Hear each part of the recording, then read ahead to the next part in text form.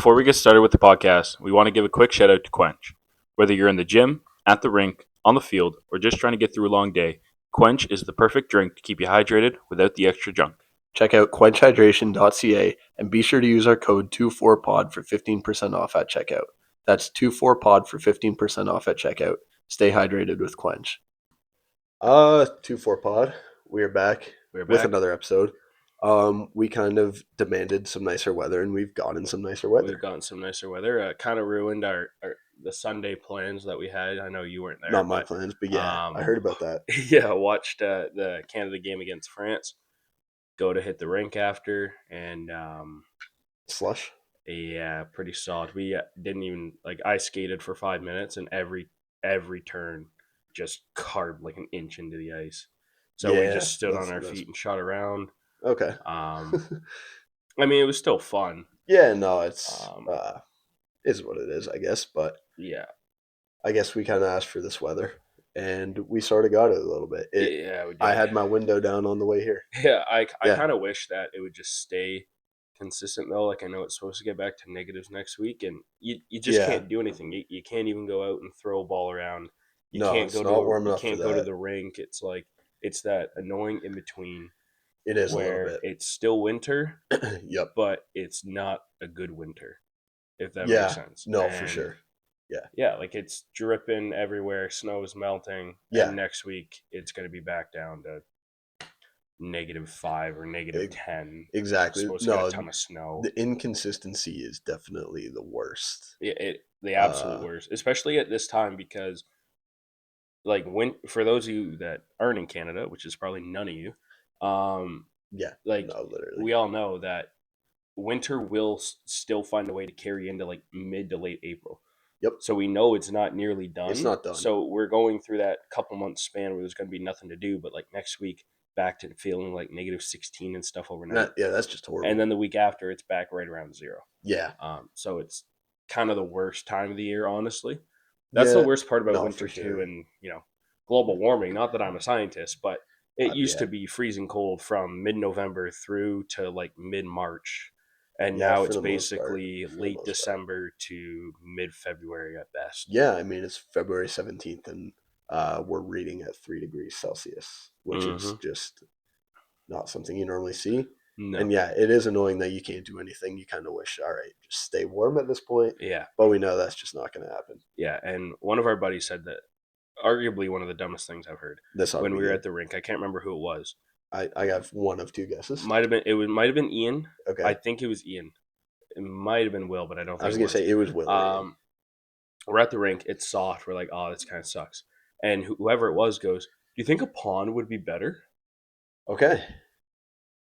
No. Yep. If a maintained rink Yep. is not in good shape, then I can guarantee you a big body of water that takes time to freeze, it is definitely not going to be better. And also, if you fall through that, it's not very fun. If I fall through this, it's not a problem. Yeah, So, no. That was one of the dumbest that's things pretty I've heard funny. in a long time. Yeah, no. It's not that a pond would be worse, but it Definitely sure as hell ain't gonna be better. No. So that's a great comment. Speaking of warm weather, got spring training starting this weekend. Yeah. Yeah, no, I can't I wait for am spring so excited for Saturday afternoon. Blue Jays, Phillies. Yeah, dude, I'm gonna be there. Yeah. Yeah. Yeah, I wish. I'm gonna be there. I remember like 5 years ago when only like 50% of the games of spring training you could actually watch. Yeah. And now every single game is on Every Sportsnet. game's televised. I love it. I do kind of miss though when it was only 50% because you go to watch a game and be like, oh my God, I can't watch it. But then it makes you just want to watch the next one. Whereas now it's like you watch the first half and you're like, you couldn't care less to watch that's the true. second half of games. I think it's just better to have the ability to watch it. You're bored. It's like, you know what? I'll just throw it on. Yeah, exactly. Whether you're watching it or not. No, I definitely like that. But I'm glad baseball is back. So glad. And the videos are amazing. The BP. Amazing. Live ABs already. Watching too. the bullpens. Great. Bullpens, great stuff. And then we got a little surprise. Surprise the Jesus Sanchez trade. Oh, yeah, we did get a little surprise. I know Johnny kept saying on Game 14, we just need that little surprise move, even though we don't need anything. That little surprise move. This is kind of nice. And honestly, when I first saw it, I'm like, oh, okay.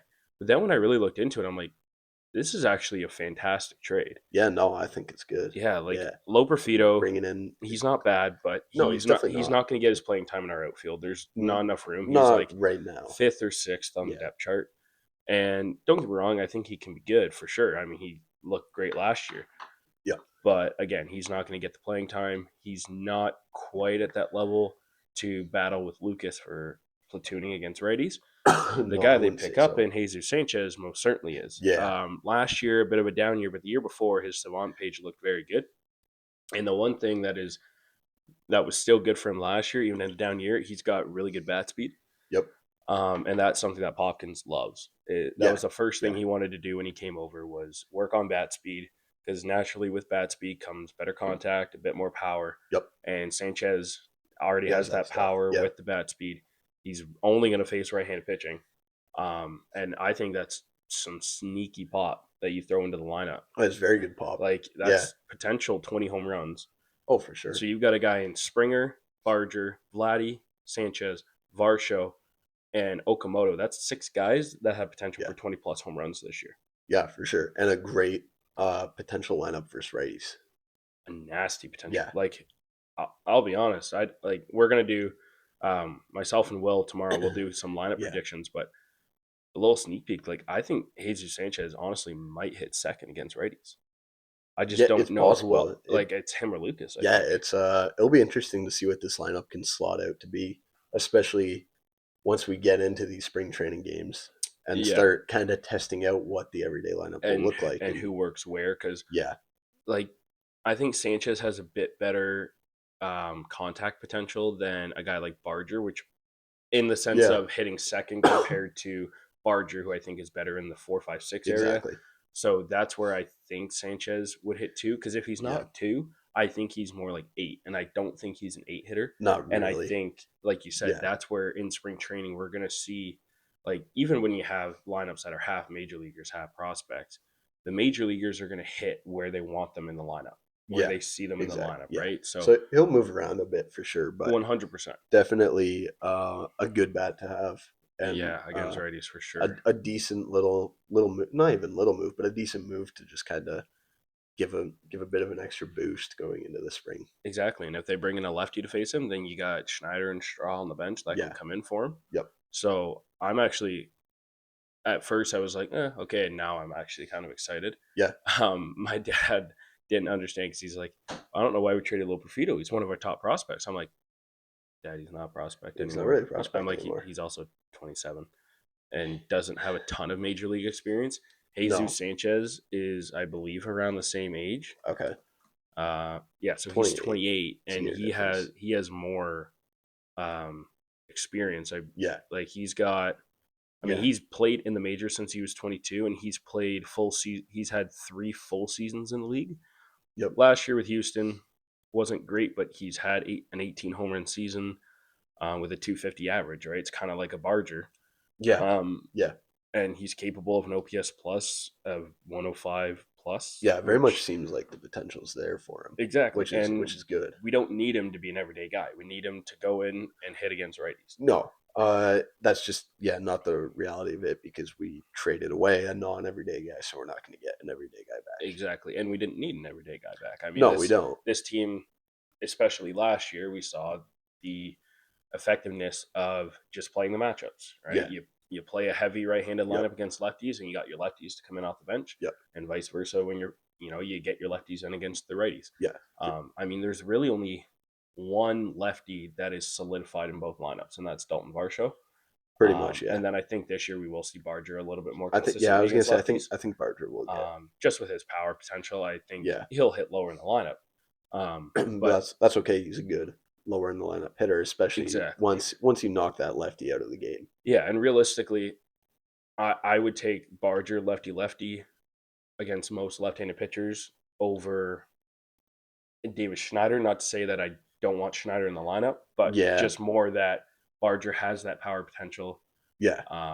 And I mean, he hit the grand slam off the lefty in the World Series. So it's harder to hit lefty when you don't get the opportunity. If you Exactly. give him more opportunities, which I think we'll see in spring, him face a lot of lefties Yeah. to get him adjusted to it and see what he can do. So I don't know. It's just exciting because Yeah. regardless of what they do, I feel confident with the lineup. Yeah. Exactly. Regardless, if Miles Straw's in the lineup, Yeah. don't care. Last year, I was like, oh, why is this guy playing? Exactly. But now it's like, Yeah. I don't care who you run out there. Yeah. No, the Jays have to do what they did last year in the sense of playing the matchup and playing the hot hand, Mm-hmm. which The they hot hand's did. a big one, yeah. They did a very good job of. Yeah. Which ultimately kind of worked out to the fact that the most times the bottom of the lineup was always hot. Yeah. So it was yeah. really kind of like just matchup based, which Exactly. worked out. Like You top. can't really ask for it to work out any better than Yeah. that. I mean, obviously, without Bichette, we're going to see more movement at the top of the lineup. I mean, last year it was 1 Yeah, through 4 was was very pretty solidified. Yeah, Whereas this year, you're probably going to see Ernie hit second against lefties, and then yeah, you'll probably have a guy like Sanchez or Lucas or yeah, maybe Barger for all we know hitting exactly. second against righties. Yeah, at least until the team is able to find their momentum and see what Exactly. is working best. But yeah, it could change around a lot early, and that's not Yeah. a bad thing. And Even if the team's not performing well to start, that's not a bad thing. That's just figuring out what's going to work best. Exactly. And I think the biggest guy to watch, a guy like Ernie, if he can be like, and it's not like he's bad against righties, but if he can be a little bit better against righties, wouldn't even shock me if he ends up solidifying the 2 spot in the lineup or even the leadoff spot and then Springer hits 2. Like there's a lot of movement that can happen in this lineup, and I don't think any of it's bad. No. The only thing I'll say is that I do think Springer will hit leadoff until he proves he can't. And that's where I don't think he's either leadoff or he's bottom of the lineup. I don't realistically think that he ends up hitting second. He's more leadoff. He's more like leadoff for like 7. Yeah, or maybe if he's showing the power, but the average is a bit down, maybe they put him in 4.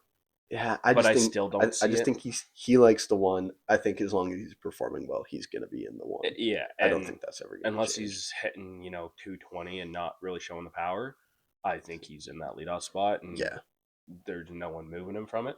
I mean, he sees a lot of pitches. He gets on base as a leadoff guy. That's all you can ask for. Obviously, in today's game, leadoff is not the typical like Luis Arraez or what Ricky Henderson used to be, like a speedster. Right? It's a guy that's got power potential.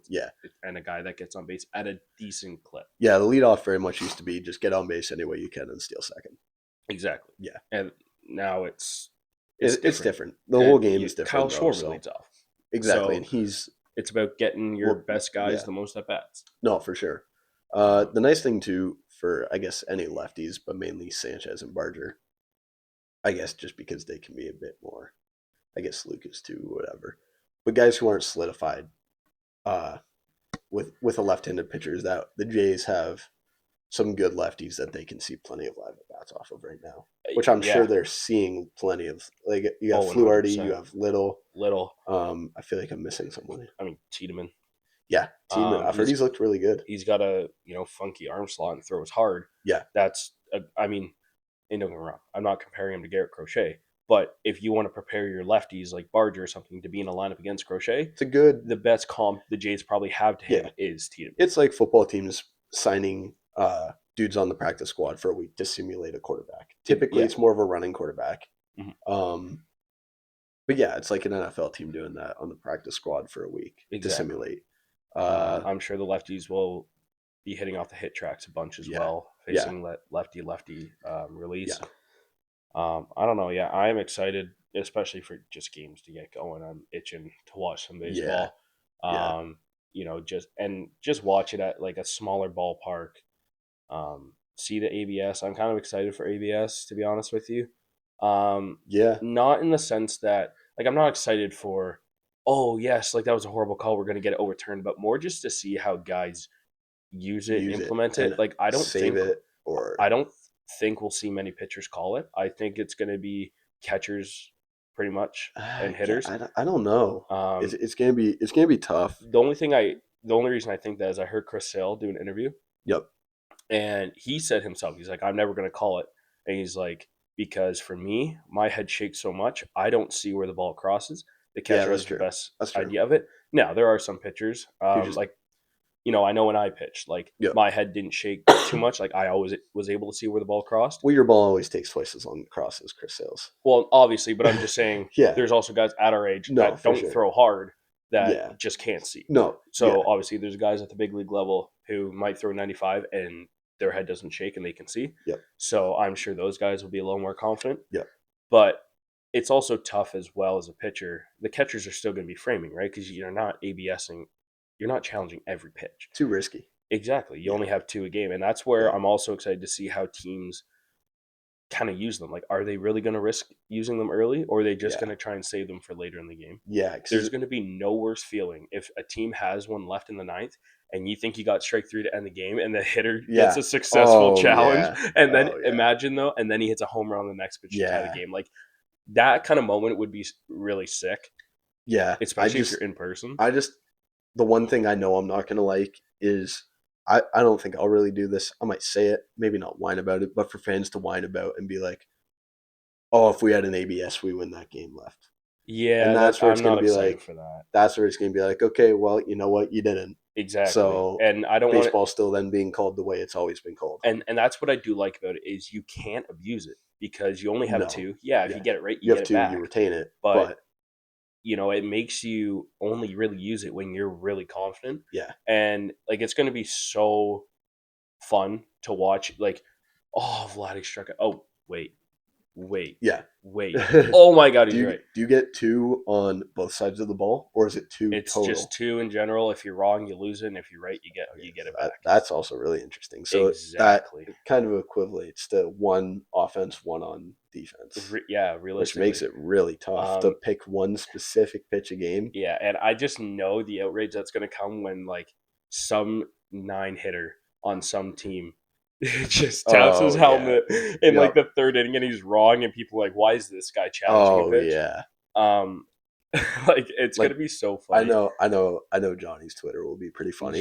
Because he's gonna be calling people idiots when they challenge something that just misses by that much. Yeah, and like I know there is mixed reviews on it, but I don't care. The game's evolving and all everyone ever does is bitch and complain about umpiring. This is a step in the direction of helping it because I don't want robot umps. No. But this is a way, and people are complaining that games are too fast now. This slows it down the tiniest bit. When you challenge, the ump's got to turn around. He's got to go on the mic and say the hitter or the pitcher's challenging.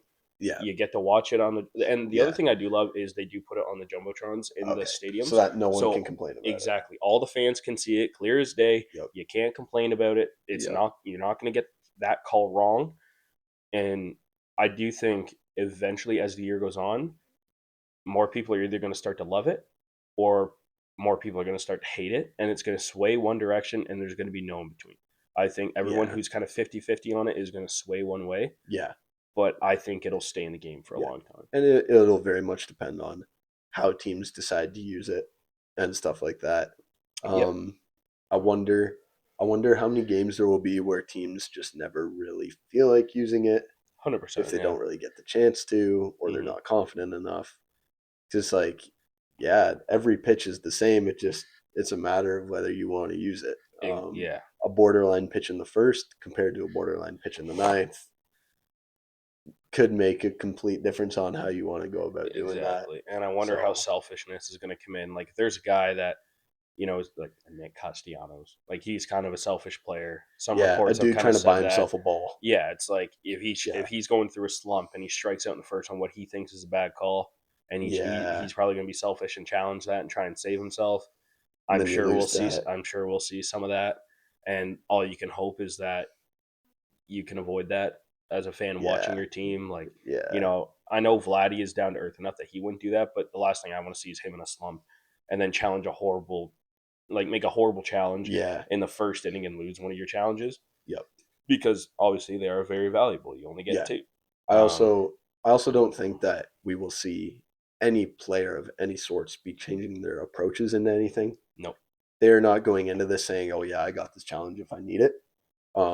You're still going up there with the exact same mentality. Yeah. You're only using it if after a pitch, it's a time you can use it. Yeah. And you think it's worth using. Yeah. and that's only after a pitch. You are not going into anything differently. Same with pitchers. You are maybe in a late game scenario where it's like, okay, I can dance around us, like someone like Aaron Judge or someone like that. It's like, okay, I can dance around him here because I know if I am able to just squeak one in there, but it's a ball, my catcher can use it or something. That's the only time I could see it being in the back of someone's mind. Yeah. But as a hitter, you cannot ever go up there looking for using an ABS to get yourself a ball. No, and we're not going to see any more of these random calls on pitches almost down the middle that somehow get missed, right? Those are going to get challenged immediately. No so you're not going to see that anymore. Yeah. So I think it's going to help the umpires a little bit. Yeah. And not make them look as bad. Yeah. But I can't wait to see. I know there's the one Twitter account, Umpire Scorecards. Yep. I'm sure they'll have some sort of ABS on there and like how many pitches got challenged every game. Yeah. And I know umpires will start getting chirped with that. I guarantee you late in the season on the broadcast, oh, this umpire, he leads all the umpires in pitches challenged. Yeah. Like I'm sure that'll come out at some point. But yeah, it wouldn't be surprising, but it is what it is. It's just fun. It's something new. It's something to keep your eye on. Yeah. I don't think it's bringing anything bad to the game, really. I don't think so. Especially with it being so minimal of 2 attempts a game. Yeah, the only thing I did hear on one podcast, can't remember what it was, it's going to suck in the sense that like 50% plus of ejections are arguing balls and strikes. Yeah, that's true. So that's true. You're not going to see that as often, but I can't wait to see some manager reactions. Oh, yeah. To a pitch that like would have been strike 3 and then it gets like overturned to a ball and then the guy gets a big hit and the manager's just sitting there like, oh my God. Yeah. And obviously if that happens against my team, I'm going to be like, man, I hate this ABS thing. Yeah. But then obviously it's going to happen in our favor and then I'm going to love it. Yeah. No, I think it'll provide some funny moments. 100%. I'm curious to see what the most successful challenges we'll have in a game this season is. Like, can a team get like 8 right? Yeah, or something. And I'm sure we'll see stats being thrown up now on TV broadcast of who's the best at challenging. That, like the team's challenge percentage. What catchers like are good at challenging. Catchers and pitchers and hitters and stuff like that. No, like, for sure. It'll be brought into it.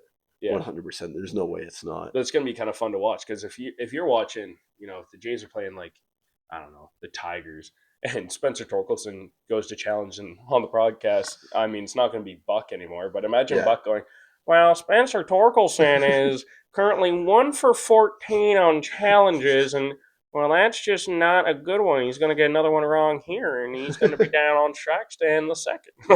No, it'll be funny. That's where I wish Buck was back for one more year. Yeah. It'll be interesting to see. Yeah, how many can a team get right in a game? Yeah.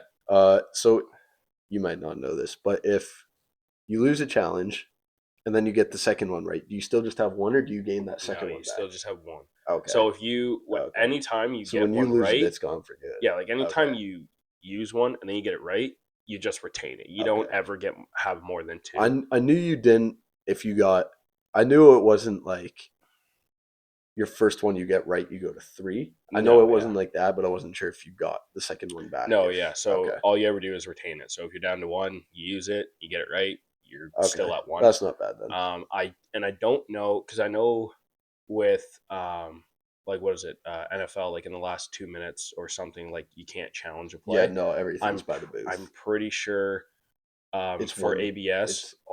It doesn't stop at any point during the game. Like it's not like once the 7th inning is done, no more ABS. Once you get to extras, no more ABS. I'm pretty sure that would be interesting. Yeah, no ABS in extra innings. I was going to say that a little bit earlier. Like that would be kind of cool, but I don't see them doing it. Yeah. And I don't think they are, from what I know. Yeah. Yeah. So that's going to be exciting. I also did want to mention Okamoto just got to spring training, and on like his 3rd day there, hits a live AB bomb off Cody Ponce. Bit of a love-hate watch on that because it looked like a middle fastball from Ponce, which I didn't love. That's the problem with these spring training videos is that you don't really know what to be happy for. It's like, oh, well, Cody Ponce gave up a bomb, but Okamoto hit it. So it's kind of tough to see. There's nothing really you can root for, I don't feel like. No, it's just kind of, okay, great swing, and for pitchers, he's not ready yet. You just have to tell yourself that. Because it's like, I just think you don't want to see too much dominance on one side. I think that's all you really want to see is just to be even for the most part. I don't think you want to be like, oh, well, Vladdy's hit a bomb off every pitcher he's faced. Well, it's like, oh, okay, great. Okay, so if a game goes into extra innings, any team that starts the extra inning out of challenges will get one challenge for the 10th. If they Okay. exhaust that challenge, they will get another challenge for the 11th, and so on. So you will Oh, get wow. one challenge every inning in extra innings, even if you're out. So instead of taking it away, they give you more. Yes, and then if a team has challenges remaining at the start of the 10th, they will not get an additional challenge for that inning, though they will for any subsequent inning if they are out of challenges. Okay. It will be in use at every ballpark. The lone Yep. exceptions will be the Mexico City Series, the Field of Dreams, and the Little League Classic. That makes sense. Just because they don't have it at those technology. parks, Yeah. will be used during the postseason. Yeah. Okay. For those of you that don't know, batter, pitcher, and catcher are the only ones that can challenge. It can't be, and it has to be like basically immediate, like within like 2 seconds. Yeah, they definitely have a time slot. And then obviously the graphic will show up on the scoreboard. Yep. Successful challenges, like we said, those are retained. Okay. Players have roughly within 2 seconds. Yep. Umpire. So an umpire can disallow a challenge. So if they determine the player's decision what challenge was aided by other teammates or the dugout, then they can deny the challenge. So that's where dugouts are just going to have to be quiet. Don't be yelling at your guy to challenge. Like you just gotta.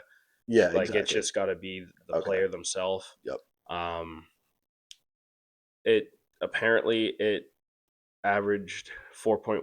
So there was an average of 4.1 challenges per game in spring training last year, and they added up to an average. So it doesn't really actually add time. Yeah, so it doesn't really add very much.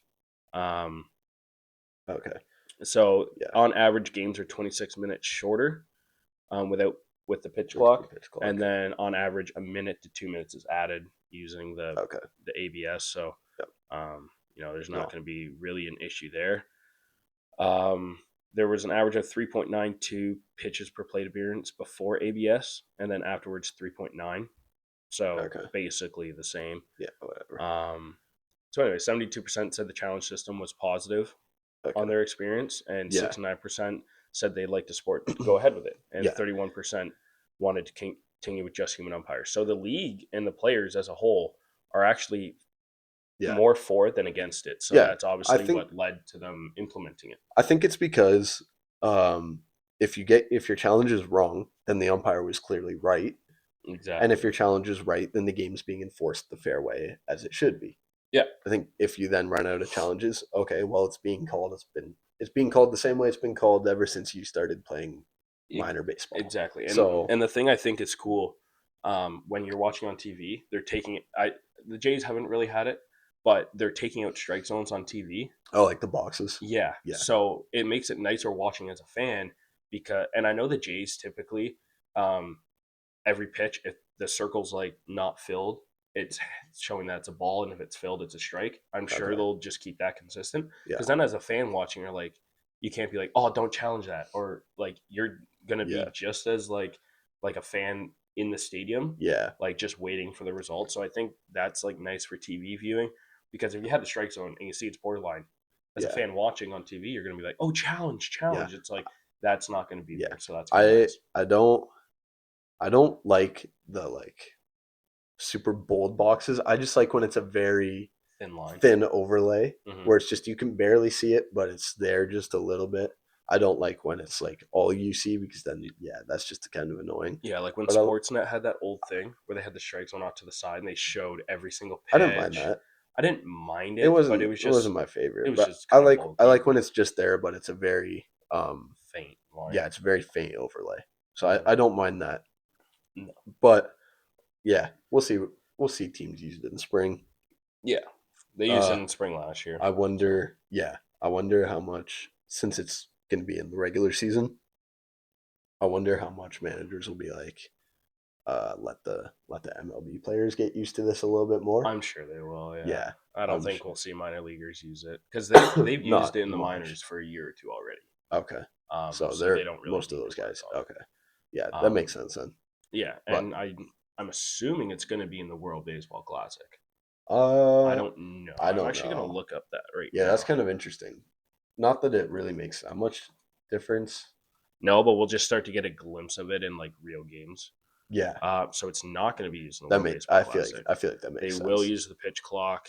Tournament officials opted against using the quote-unquote robot umpires due to a lack of familiarity with the technology. Kind of makes sense. That's fair enough. Plus, to be honest. Obviously, we've read that it's only available in MLB stadiums. Okay. And not like half the MLB games stadiums. are out of MLB stadiums, so it does make sense. Okay. But I think that's really all we have. Yeah, no, it's great for spring baseball for this week. Yeah, I'm excited. So excited for Saturday. Yeah, I can't wait. I leave Thursday morning. I'm staying Wednesday night at the condo. Oh, there you go. Yeah, I'm going down Wednesday evening. That'll be We'll sweet. stay at the condo. I don't know what we'll be doing. Probably some sort of drinking. I'm gonna message Alto that, see what the pint policy is on Wednesday night. But then we got to be up at 5:30. Yeah. Or 5. No, we got to be up at like 5. He said he wants to leave 5:30ish, get to the airport. Yeah. But it'll be nice because we'll get down there and have most of the day. Yeah, I like that part. Yeah. I like that part. And then what days are you guys going to games? I don't know the dates. Just the Jays have 3 home games. Those are the games we're going to. Gotcha. We're not traveling anywhere to see the Jays. We're just going to Dunedin, which I'm okay with. Don't really have time. And it probably just leaves some time for other stuff. Yeah. I don't know if they wanted the trip to be a bit more relaxing this year by not traveling, have a bit more free time. I don't know if I want to go to the beach or something like that. Yeah. I don't really care either way. It's going to be great regardless. Yeah. So whatever. I'm sure you guys will have your little beach lunch while Johnny goes out with Bryce and stuff. Yeah, no, that was very funny. Yeah. No, it'll make for a good trip. Yeah. But moving on, we have some Olympics. Olympic hockey, which has been so fun to watch. It's been really good. The round robin really good. Was really interesting. I was going to put in for us to do some predictions on the Olympic play-in, but all those games are done except one, which is going on as we film right now. Yeah, which I'm actually trying to find. It should be done, right? I believe they're still playing. Is there a game? There is a game right now. There is a game right now. I'm trying to find it. It's Latvia, Sweden. Sweden 2-1. No, wait. No, they should be playing right this 3-10. Yeah, no, they should be playing right now. Latvia, Sweden. Anyways, to go over the earlier games, Czechia barely squeaked it out. It's 2-0 Sweden. Okay. Czechia barely beat Denmark this morning. They did, yeah. Switzerland beat Italy by, I think we would have thought it would have been a bit more. Yeah, Switzerland, obviously with Fiala out, they're missing one of their more dynamic players, so it's a little tough for them. No, that's true. And then Germany 5-1 over France, but the shots in that game were actually pretty close. Oh, really? They were like 39-34 for Germany or something like that. So France put up a fight after having one of their players banned, which I think is just so banning funny. Your own player is crazy. I mean, I would too after what he did. Like, you give a horrible hit, and then you a horrible fight. You just 2-hand tug the guy to the ground, and then you're taunting him to come for more. Yeah, it's a bad look on the player. And I mean, you weren't there, but we were all going crazy when Wilson started fighting. Yeah, it's I'm sure this isn't supposed to happen. No, and he's fighting, and we're like, you know what? We can work with. If he was suspended for the quarterfinal game, we would have been fine without him for that game. He probably figured he would have been. Yeah, and the hits were so bad. Like McKinnon got one straight to the head. There were a few bad hits that weren't called, and I think they probably noticed that too. That the refs missed calls kind of led to it. But you got to do what you got to do. Canada has Czechia, right? Canada does tomorrow, have Czechia. 10:40. I will be watching that from my house. Yeah, my girlfriend said she wants to go to a cafe so she can study. I'm like, yeah, well, while you're studying, I'm going to be enjoying my hockey, watching Canada and Czechia. That's interesting timing. Yeah, but cafe. That's okay with me. I'm not complaining too much. No, it's all right as long as you get to watch the game. Exactly. Germany, Slovakia. That's another. That's actually going to be a pretty good game, I think. That one might be a bit tighter. I think Slovakia wins that, but I think they do. But I think it'll be a bit tighter than. Yeah, because I mean, Germany has Draisaitl and Stützle, which if they can both click in the same game, can easily carry them through a game. It can.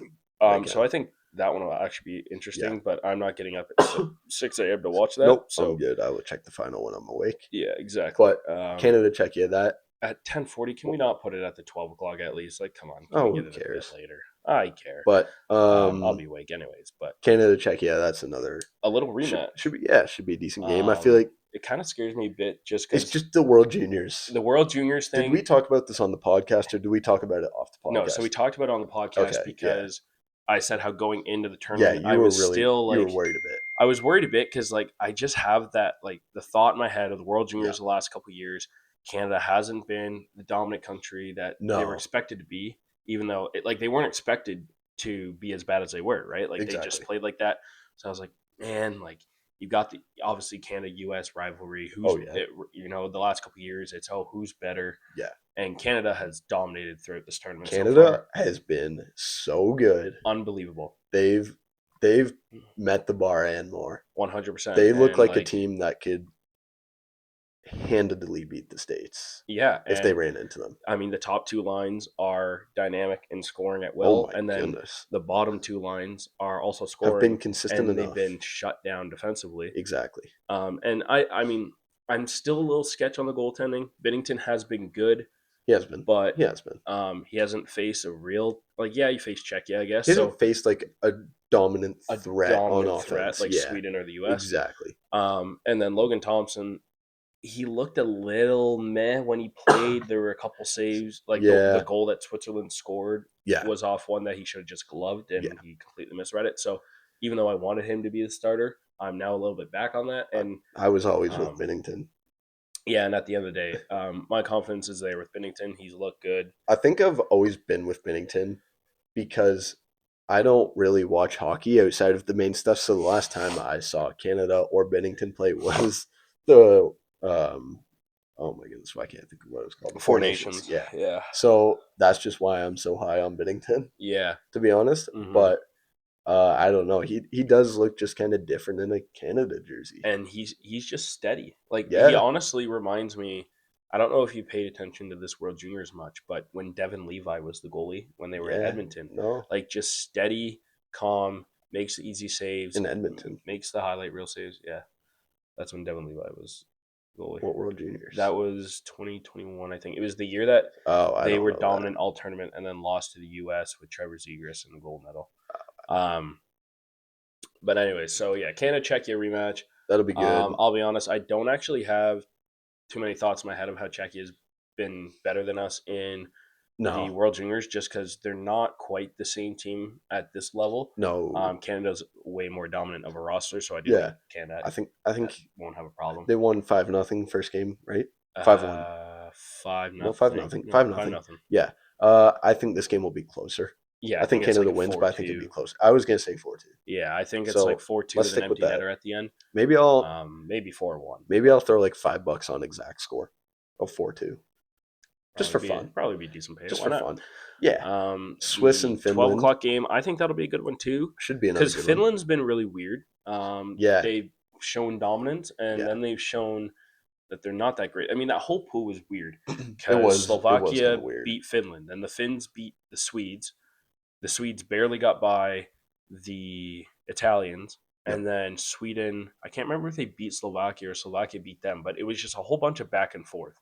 And it didn't really make any sense. For the most part, other than Sweden, because Sweden's kind of put themselves ahead of being the most dominant European country, it feels like the rest of those European countries can be fairly interchangeable. 100%. Right? Yeah, they feel it very realistically even level. Yeah, realistically, it's Canada, US, Sweden, Finland. But because Finland and Sweden both have been very inconsistent all tournament. Like Canada and the US have been the only consistent teams really all tournament. Everyone else, I think the States have been a bit shaky. They've been a bit shaky, but ultimately they've been consistent. Whereas like the Finns, they've been inconsistent enough to the point where they lost a game. The Swedes, same thing. Slovakia, they've been inconsistently good to the point where they won 2.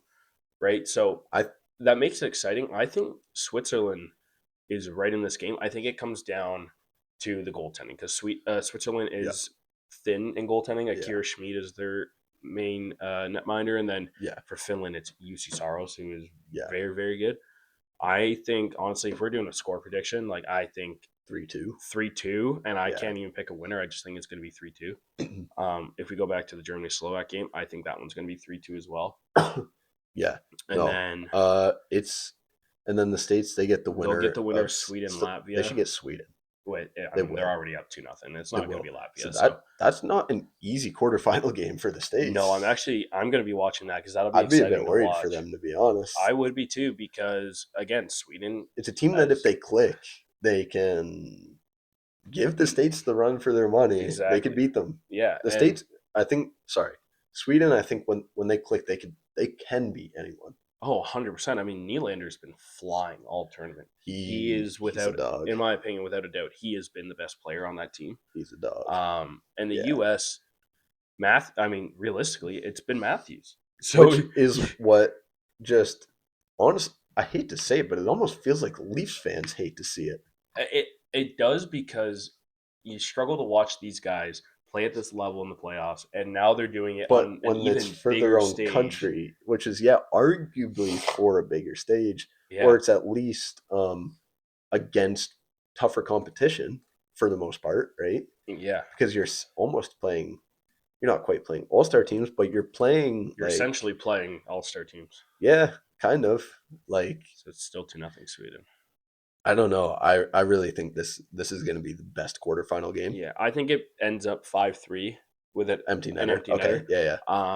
And again, I think the States win. I think I'm going to go with an upset. I'm going to pick Sweden. Okay, I would love to see Sweden. Fun. Actually, you know what? I don't really care because the States-Canada final would still be elite. I would, but also the jersey matchup of Sweden's yellow and Canada's red in the gold medal is. It was like that in 2014. Matchup.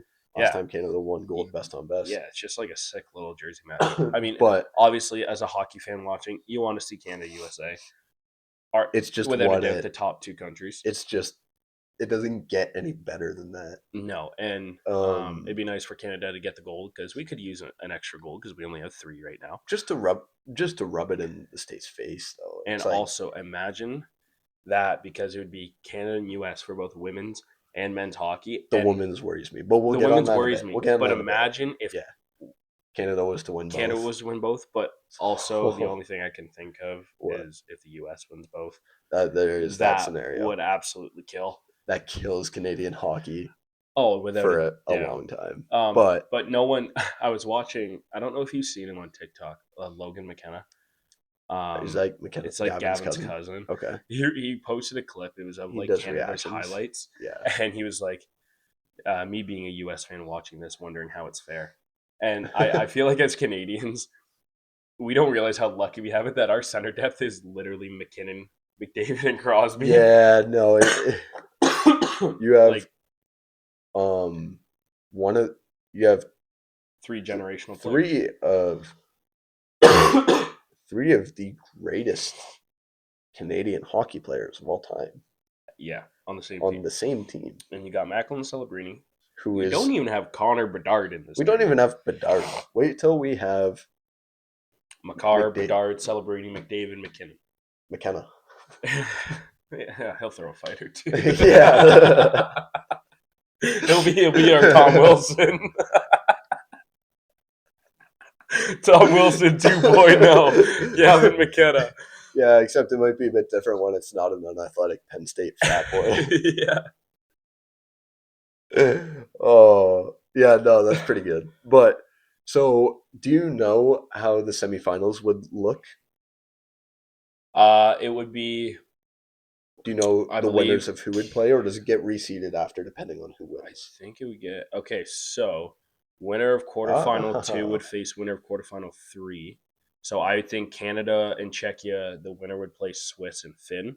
And then the U.S., Sweden would play Germany or Slovakia. So, I'm not going to get ahead of anything, but Canada's path to the gold is there. Without a doubt.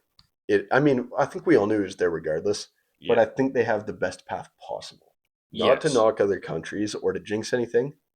Yeah, so it would be the winner of Canada, Czechia would face the winner of Finland, Switzerland. Winner of U.S., Sweden would face the winner of Slovakia, Germany. So the path is there. Ian last night was saying that he thinks it is set up for the Canada-U.S. gold, which is the way it should be. I think they did that on purpose. I think you kind of have to.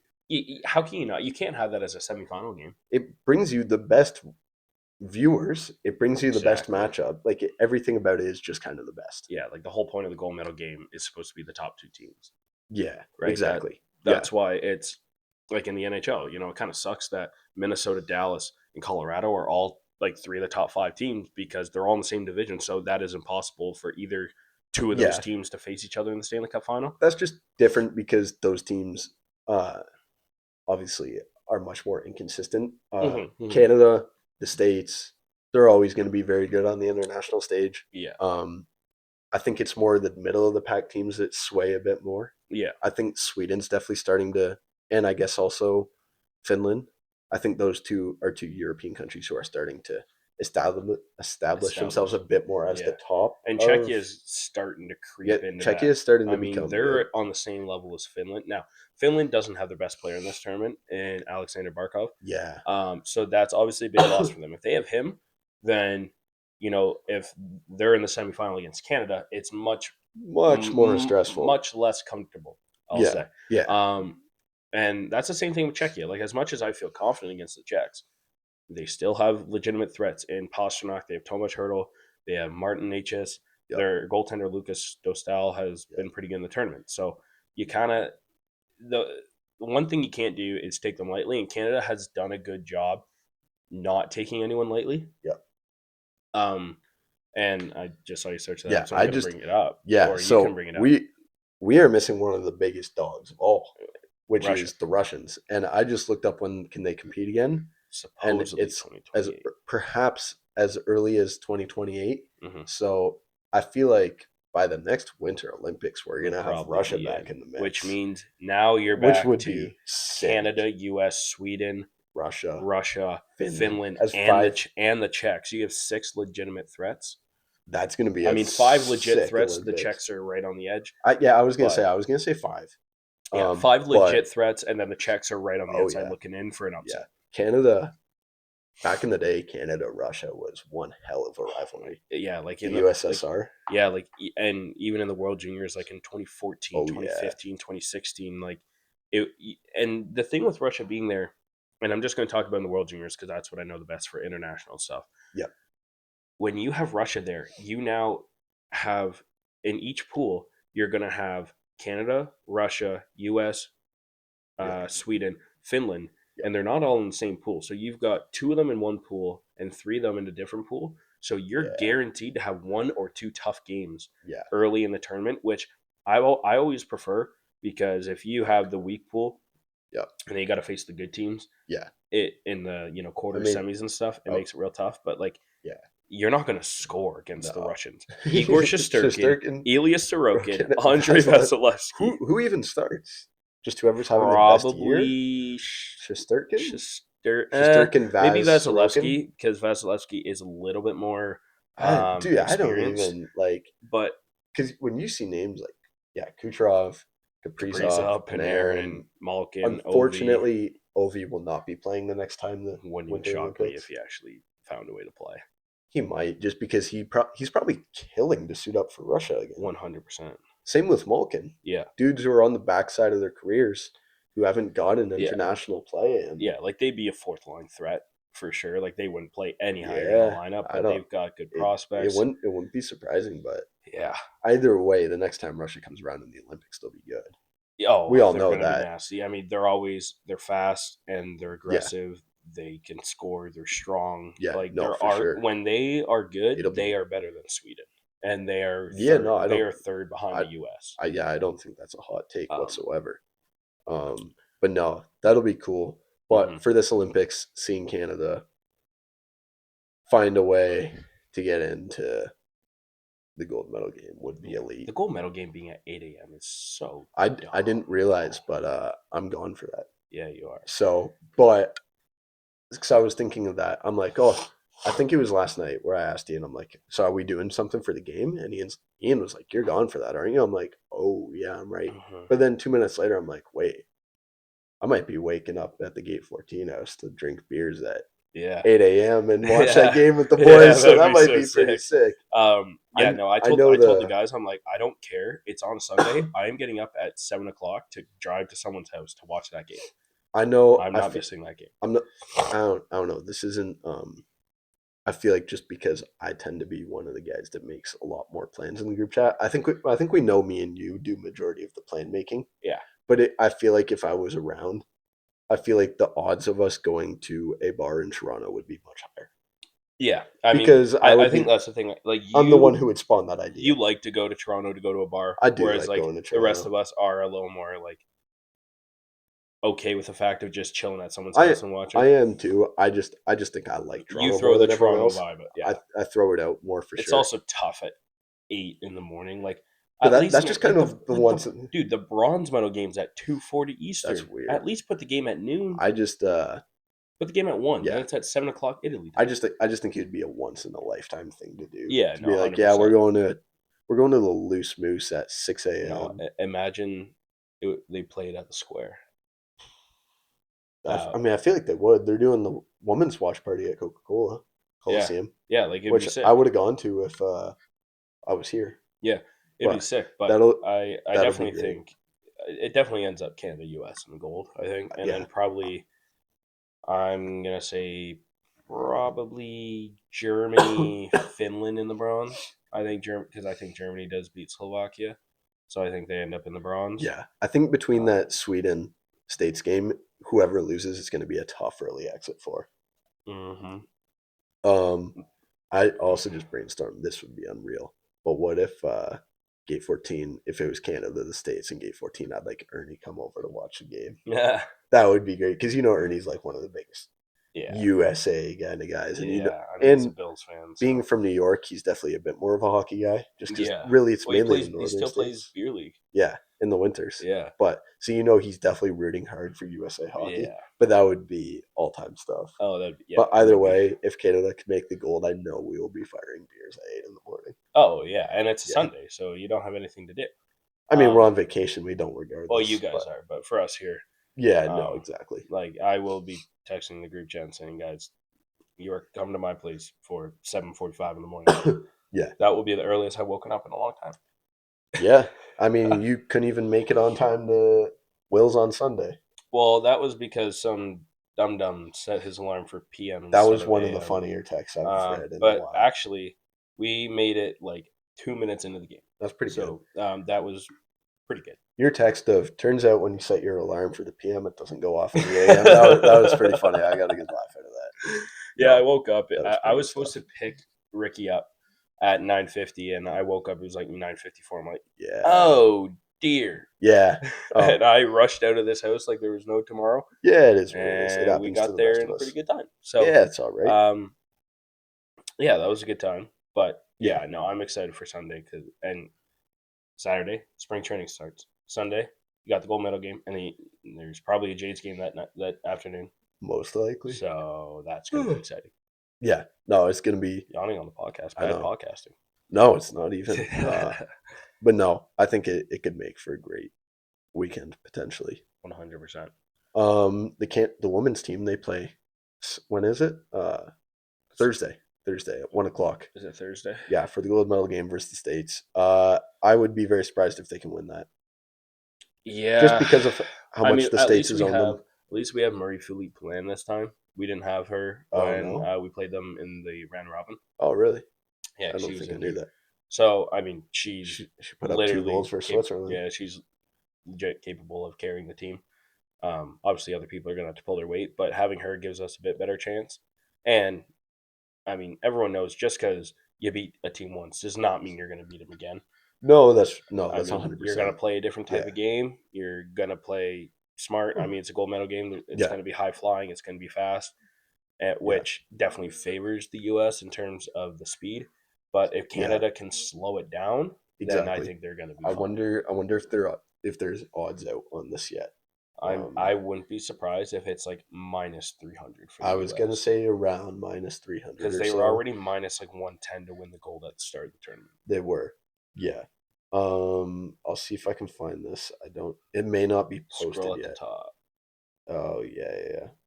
Because they only really have men's odds on there. I will check FanDuel super quick. Yeah, you check that. I feel like I should have went to FanDuel first. After we go through this, probably wrap up the pod. Yeah, we don't really have much else left after this. Olympics, women's hockey. Wow. I thought I was being generous, and I was still off. Oh, no. The U.S. are minus 450. Yikes. In Canada is plus 340.